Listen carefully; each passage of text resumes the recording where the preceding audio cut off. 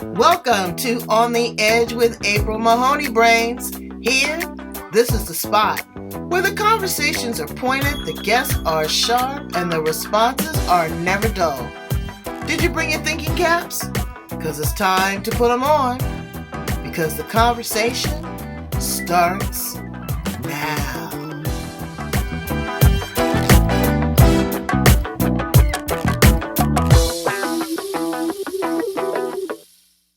Welcome to On the Edge with April Mahoney Brains. You stopped in at the spot, the place where the conversation is pointed, the guests are sharp, and the responses are never dull. And today, our guest is Prash Sharma, all the way from the UK. Brains, we are going to talk about just, love, and you are known as the Heartbreak Healer. Yes. It takes a lot more than super glue to mend a broken heart. It does. We're talking about divorce. We're talking about the breakup of a family. Maybe you are losing your job, maybe your health, all of these things, generational trauma, all these things. But how do we mend a broken heart? How do we heal it?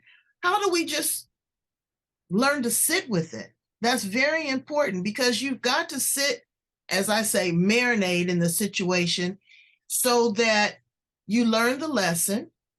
You got to get in your feelings. You don't necessarily have to, people say, get over it. You may never get over it, but you definitely have to get with it. And you are here to tell us how to do that. Yeah. Tell us a little bit about you and how you show up in the world, beautiful. Welcome. Thank you so much, April. So hi, everyone. My name is Prash, like April said. I'm from London, UK, and I call myself the Heartbreak Healer, not because, like April said, we take a super glue and put the heart together, but it's literally because I teach everything from experience. I've been there, done that, got the t-shirt. It wasn't fun, but I also realized and found a way of doing things little bit easier. The pain is still there. It's always going to be there. There is no hiding from the pain. And like April just said, you have to marinate on it. In a sense, I always say you have to feel it first, allow it to like literally absorb inside of you, and that's how you heal. So it's not about getting rid of the pain. It's about coming out of that place of depression. Everything's fallen apart. Everything you built with that person together all breaks apart as if a bomb has just gone in your life, and you're sat there thinking, how do I again start from scratch? That's the point where I kind of come in and show you the steps that I took. So Prash, tell us your story. Okay. So I was born and brought up in Nepal. So I moved to UK when I was 18, and then I stayed here after that. I never moved back. And growing up, Nepal, Italy? No, Nepal, in Kathmandu, Nepal. Oh, okay. India, yeah. So it's a very small country, not many. So where Mount Everest is, basically. Okay. You'd say that.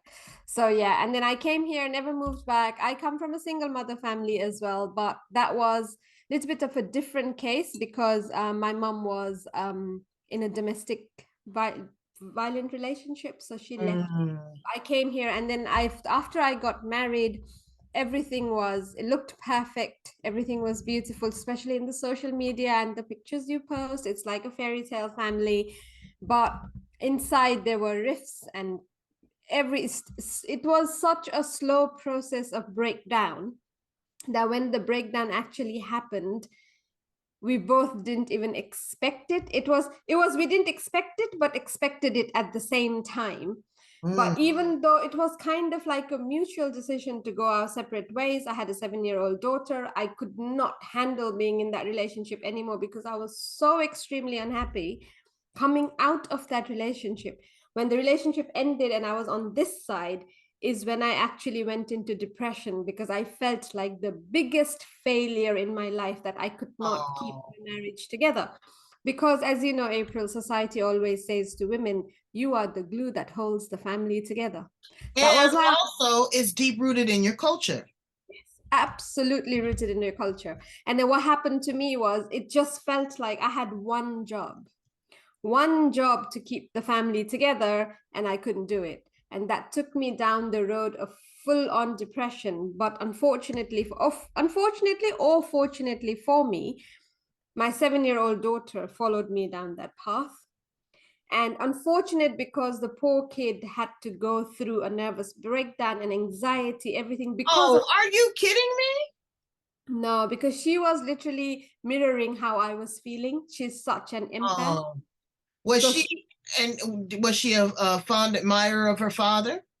yeah, she's good with both of us. Mm. So, and then because she started having all these panic attacks and everything, one, it was unfortunate, but also it was fortunate for me because that then nudged me to look at it and think, this is not happening. I cannot let this happen, not to her at least. And she became my why for me to then work in myself to come out of what I was feeling and what I was doing. And that's how I did it.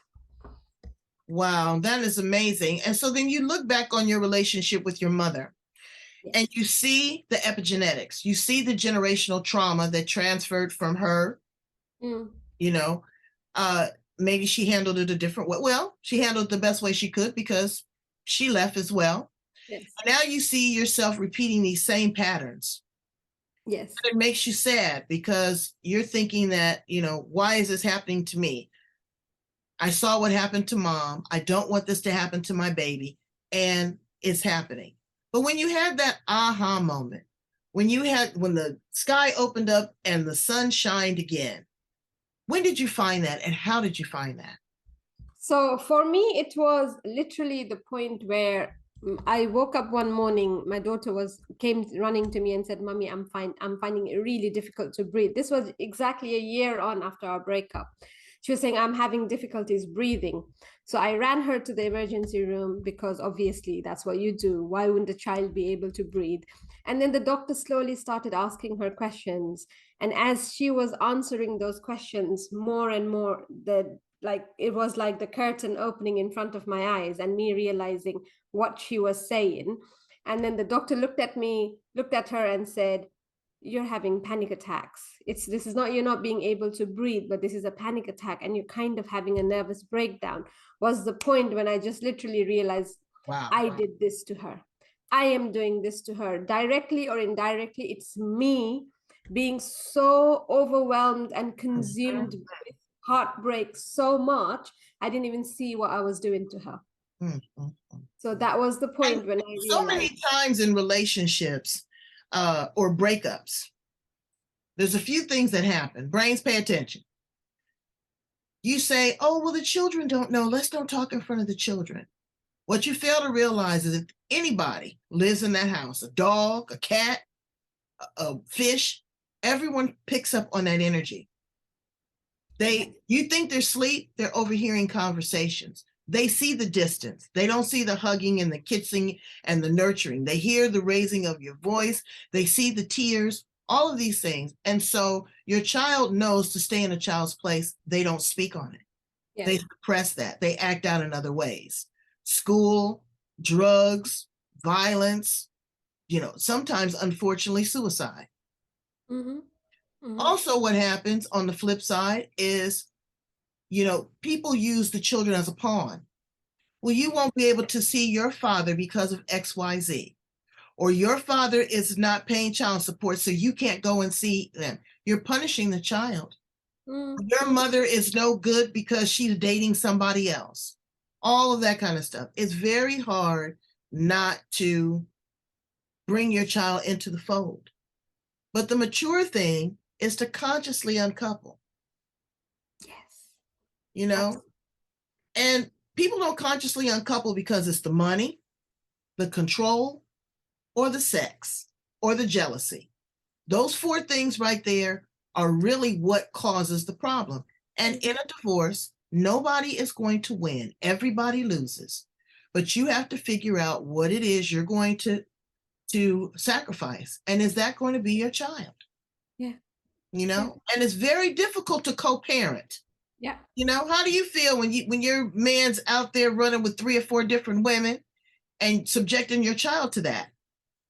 So having some pre-counseling before you divorce, before you even come up with the big D word, figure out who you are and where do you want your life. If they're hitting on you or, you know, drugs and alcohol and all that, and you got to get away, you still have to figure out a plan. How are you going to be self-sustainable? How are you going to make your own money? Mm.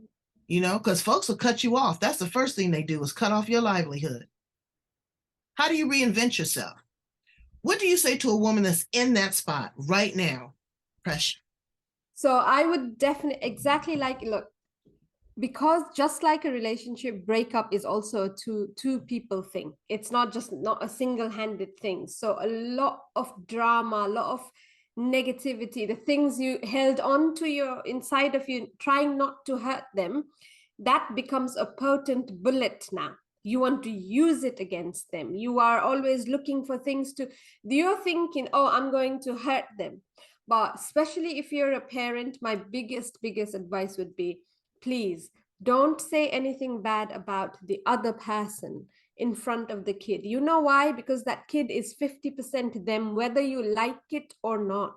Well, now I don't know if I agree with that because if your daddy's a knucklehead, I may not say it often, but your daddy's a knucklehead. I agree with that, but you don't have to say it in front, because what my experience has been, what happens is if I turn around and say to my daughter, your dad is such an ass, for example, Mm-hmm. he literally straight away takes it as, oh, but I'm like him. So most Right, people, right, right. sometimes what tends to happen is, you know, when a child is growing up, people are going, oh, you look exactly like your dad, you behave exactly like your dad, or you behave like your mom, you look exactly like your mom, or you two look like. So what's happening is that child is growing up, especially in my case, my daughter's growing up thinking she's a photocopy, a Xerox copy of her dad because she looks exactly like him. Now she's Mm-hmm. also thinking that whatever people are saying about him, she takes it that maybe they're saying about me as well. So if I ever turn around and say anything bad in, so what then started happening slowly is as she grew up, she noticed both of us anyway, what we were like, what we were doing, how we were talking to her. She made her own assumptions, she made her own conclusions. That was the healthy part. Me trying to force her to believe that the dad was the bad guy and I was the good girl was never going to work. Right. She had to come to that conclusion herself. Mm-hmm. So that is the one thing. And the second thing for the women who are in that place of absolute, like it's about to fall apart, what I will say to you is please honor yourself. As women, we've forgotten what we want, what we wish for. We've completely, most women coming out of a marriage don't even remember who they are and what their likes and dislikes are. That's Mm-hmm. how much we completely give into a relationship. So you have to ask yourself that hard question: is this the right choice? And if you feel like, yes, this is the right choice, then you make that decision. And exactly like April said, you need to have a plan. You need to know what you're going to do next. How are you going to support yourself? Because things get a lot messier. Oh, Before. honey, yeah, I'm telling you, they cut off the money. Yeah. You can't get your nails done. What is life without a manicure and a pedicure? You know, they will use the child as a pawn. They don't want to pay child support.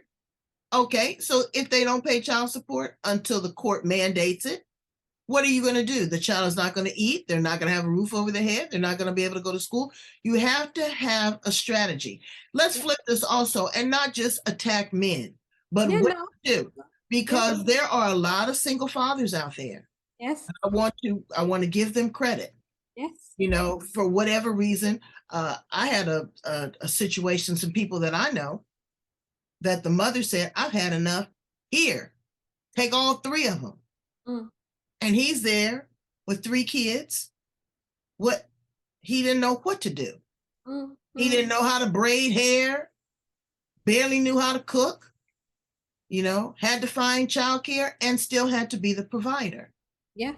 So there are heartbreaks on both sides. Yes, absolutely. You know, Absolutely. the mother didn't pay child support.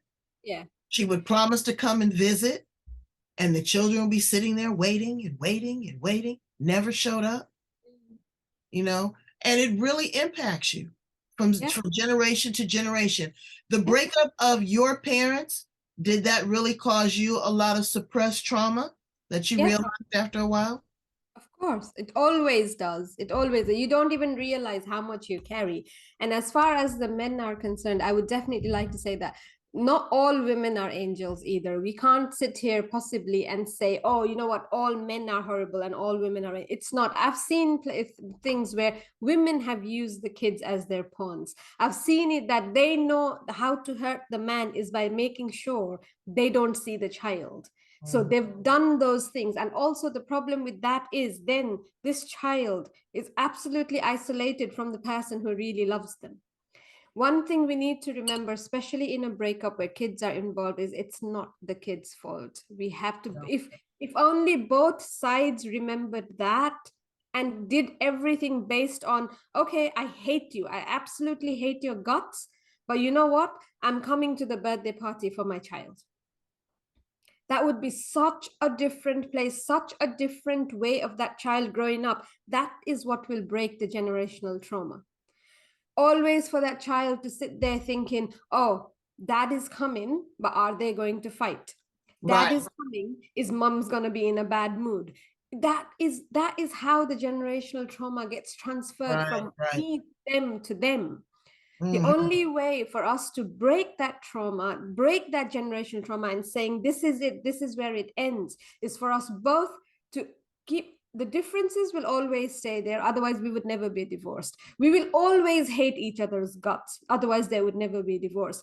I might not have one good thing to say about the person, and he might not have one good thing to say about me. Mhm. But as far as the child is concerned, have the birthdays together, have the family picnic together, have the Christmases together. It doesn't We have kill. a we have a blended family, Mm, and me and the my stepson's mother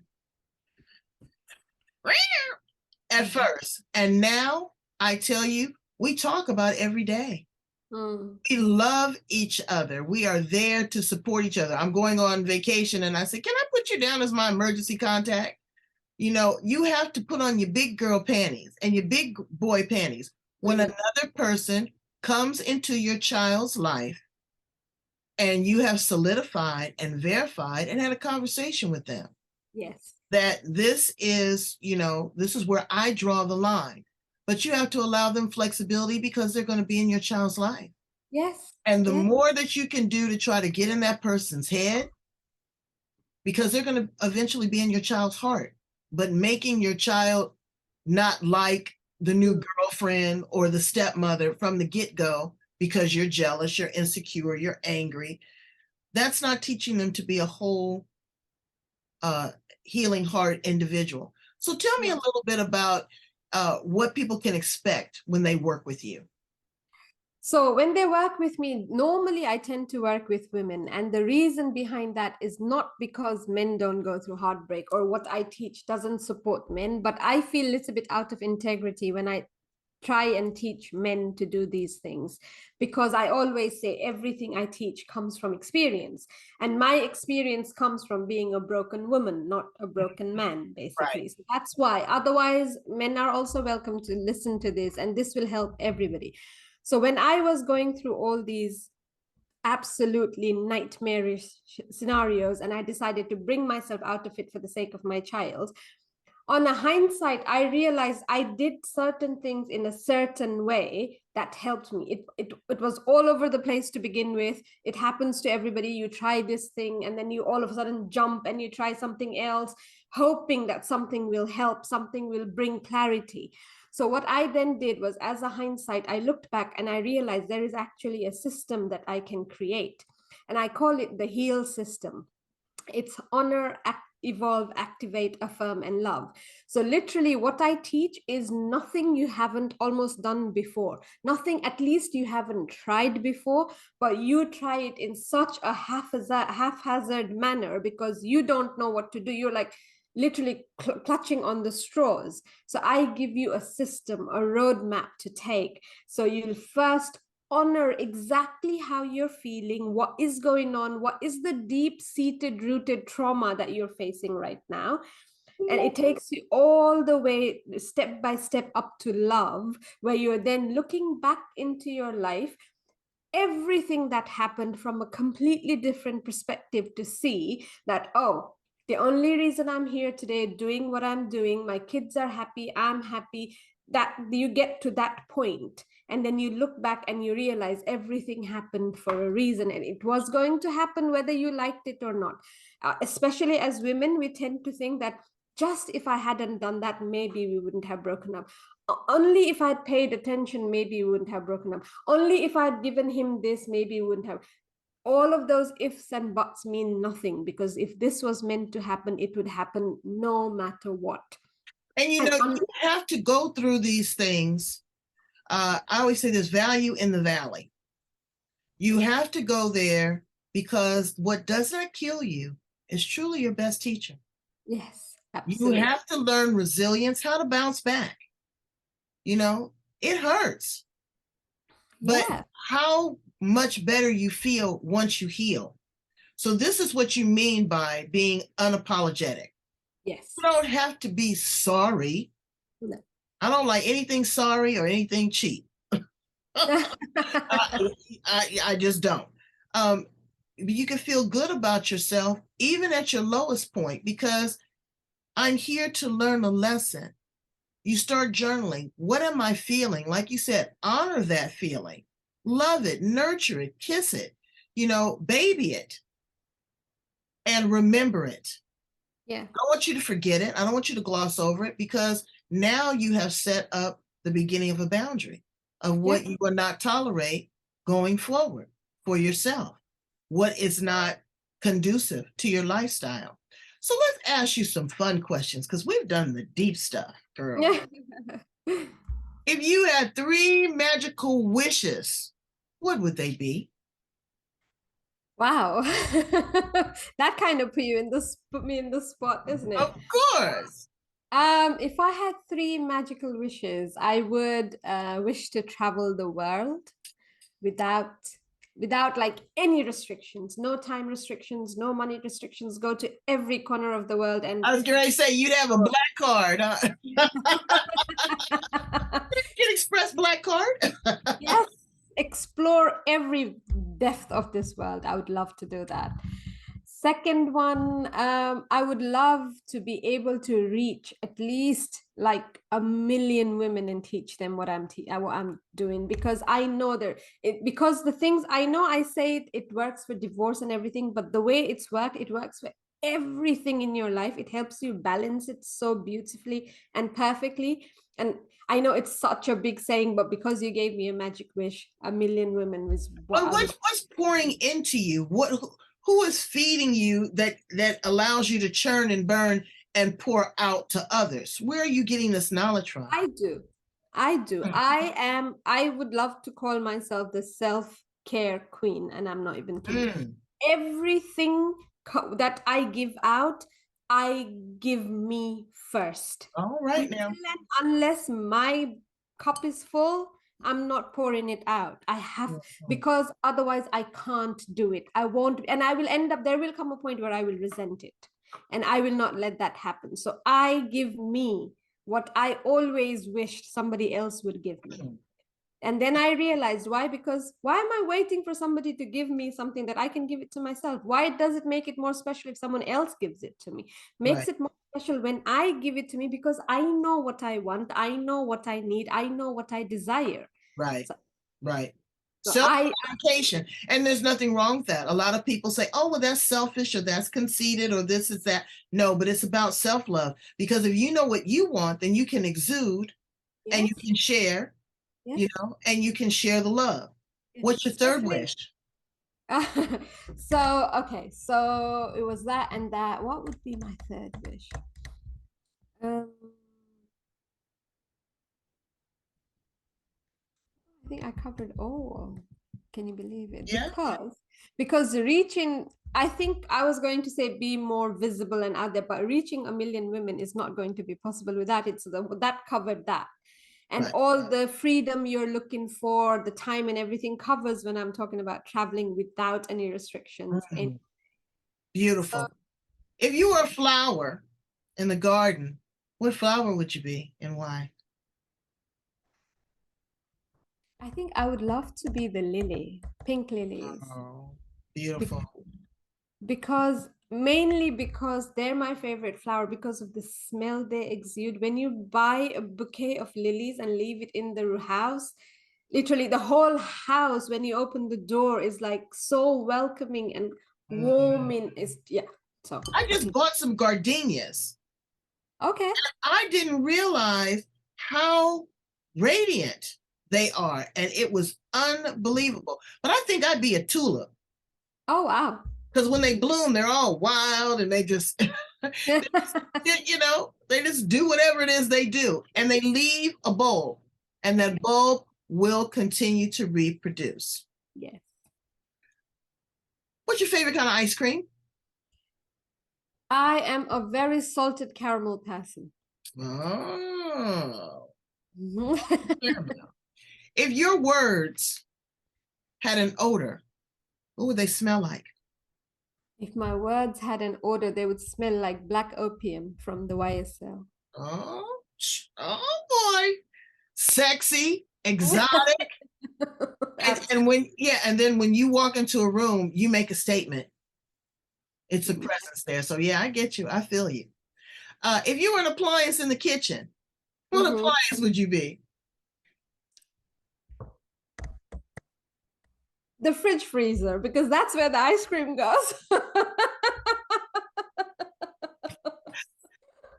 I'd be the air fryer. Fair enough. I want little grease. I want it crispy and juicy and for it to work pretty quick. Cool. And what do you want your legacy to be?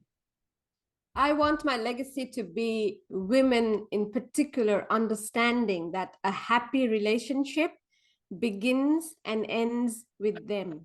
It's not to do with anybody else, but it's with them. I want them to understand a relationship is a choice, is not a compulsory thing because society said, oh, you're 20 and you're not in a relationship, you're 40 and you're not in a relationship. And also the happiest of relationships happen when two happy people come together, not because you're unhappy and you're expecting somebody else to come and make you happy. Go ahead now. Tell them, girlfriend. Okay, you gotta be, as we say, evenly yoked.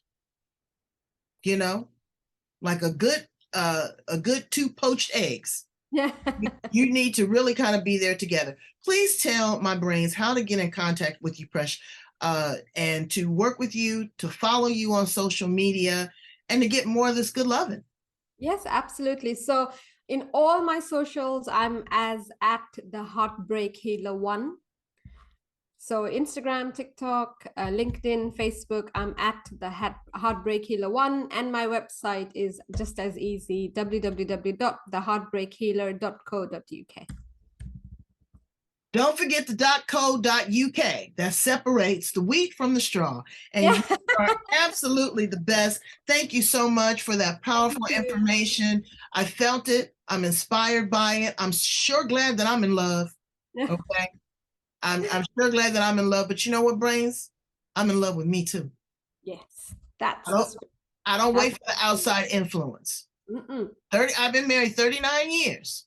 But I always leave a little in reserve for me. Always. Always. And that's why you're there. You've been there for 39 years and counting because you know to give it to yourself first. You come first. That's why. Yeah. So anyway, Brains, I need you to go like, love, share, and subscribe. What's your homework? Like, love, share, and subscribe. On the Edge, the place where the conversation is pointed and the guests are sharp and the responses are never dull. Come back and visit me again. Come to the United States. Come to San Diego and we take that baby girl to Disneyland. Yes, absolutely. Absolutely. That'd be the first place I visit when I get the first magic wish. All right. All right. All right, Brains. Handle your business. Take care of yourself. And if you are consciously uncoupling, just sit back, marinate in it, relax.